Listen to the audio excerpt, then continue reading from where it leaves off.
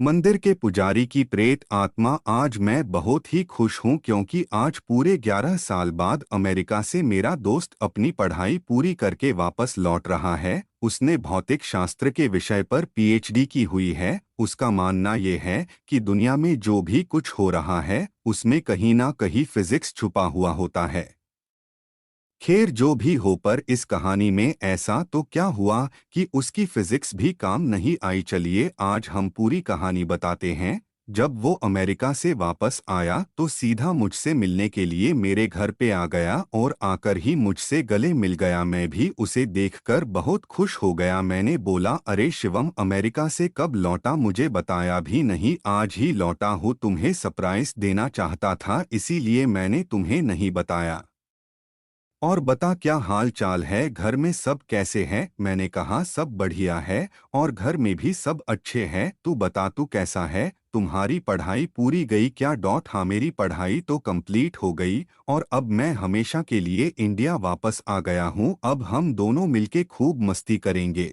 मैंने कहा ठीक है, पर आज तुम्हें मेरे घर पे खाना खाने के लिए आना पड़ेगा। वो बोला जरूर आऊंगा, और है उसके बाद हम कहीं घूमने के लिए जाएंगे, कुछ तूफानी करेंगे, ठीक है ना? मैंने बोला ठीक है। उसके बाद हम दोनों ने रात को खाना खाने के बाद हमारे गांव के पुराने मंदिर में घूमने के लिए गए। मैंने बोला, शिवम, क्या तुम्हें पता है ये मंदिर बहुत ही ज्यादा प्रचलित है? उसने हैरान होके बोला, ओह, तो ये है तुम्हारा तूफानी अंदाज यार, तुझे कोई अच्छी जगह नहीं मिली कि तू मुझे यहाँ ले आया मंदिर? मैंने बोला, तुम चलो तो सही, बहुत मजा आएगा। लोगों का मानना यह है कि यह भूत प्रेत जैसी आत्माएं रहती हैं।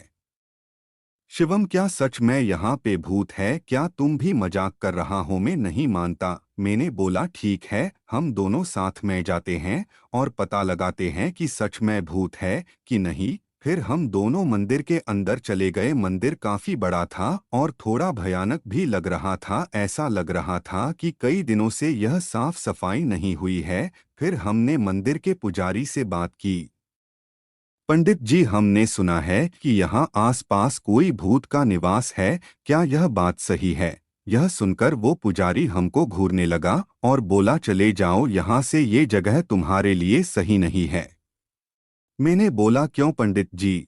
पंडित जी आओ मेरे साथ में, आपको बताता हूँ। इतना कह के वो हमें एक कमरे में ले गया और हम जैसे ही अंदर गए तो वो पुजारी ने बाहर से उस कमरे को लॉक कर दिया। यह देखकर मैं और मेरा दोस्त शिवम घबरा गए। वहां पे अंदर जाके देखा तो हमारे तो होश ही उड़ गए। वहां उस रूम के अंदर कई सारे कंकड़ और हाड़पिंजर पड़े थे और बहुत ज्यादा गंदी बास आ रही थी। उतने में ही पीछे से दो बड़े और भयानक दिखने वाले आदमी आए। उन्हें देखकर ऐसा लग रहा था कि वो कोई साधारण इंसान नहीं बल्कि मांस और खून पीने वाले नरभक्षी है। यह सब देखकर हम बहुत डर गए। हमने तो मान ही लिया था कि अब हम जिंदा नहीं बचेंगे। फिर उन दोनों ने हमें कस के पकड़ा और हमें एक कोने में गए। फिर हम दोनों बहुत चिल्लाए, बचाओ बचाओ, लेकिन कोई बचाने के लिए नहीं आया। इतने में ही हो पंडित जी एक बड़ी चमत्कारिक तलवार लेकर हमारे रूम में आए।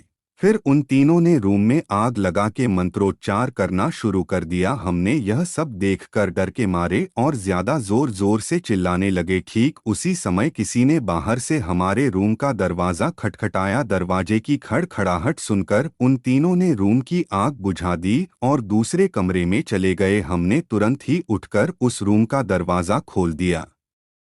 दरवाजे के सामने उस मंदिर के ट्रस्टी और आसपास के रहने वाले लोग खड़े थे। हम कुछ बोले उससे पहले उन लोगों ने हमें धमकाना शुरू कर दिया। तुम दोनों कौन हो? यहाँ मंदिर में चोरी करने के लिए आए हो? सच बताओ वरना हम पुलिस को बुलाएंगे। हमने सब सच बता दिया, लेकिन उन लोगों को हमारी बातों पे भरोसा नहीं हो रहा था, बल्कि उल्टा हमें डांटने लगे। तुम दोनों क्या बोल रहे हो? नशा करके आए हो क्या? ये मंदिर कई सालों पहले खंडेर हो चुका है। यहाँ कोई पुजारी नहीं है। अब चलो यहाँ से वरना हम पुलिस को बुलाएंगे। यह सुनकर हमारे तो होश ही उड़ गए, क्योंकि हमने अभी तक जो देखा वो कई इंसान नहीं बल्कि उनकी प्रेत आत्माएं ही। हम तुरंत ही मंदिर से बाहर निकल गए। बाहर निकलते समय मैंने मंदिर की खिड़की से अंदर देखा तो वो तीनों वहीं पे मौजूद थे और मुझे देखकर हंस रहे थे। मैं और मेरा दोस्त तुरंत बाइक लेके घर पहुंच गए। आज भी मैं उसके बारे में सोचता हूँ तो भी मेरा हृदय डर के मारे कांपने लगता है। अगर आपको वीडियो अच्छी लगी हो तो हमारे चैनल को सब्सक्राइब करें।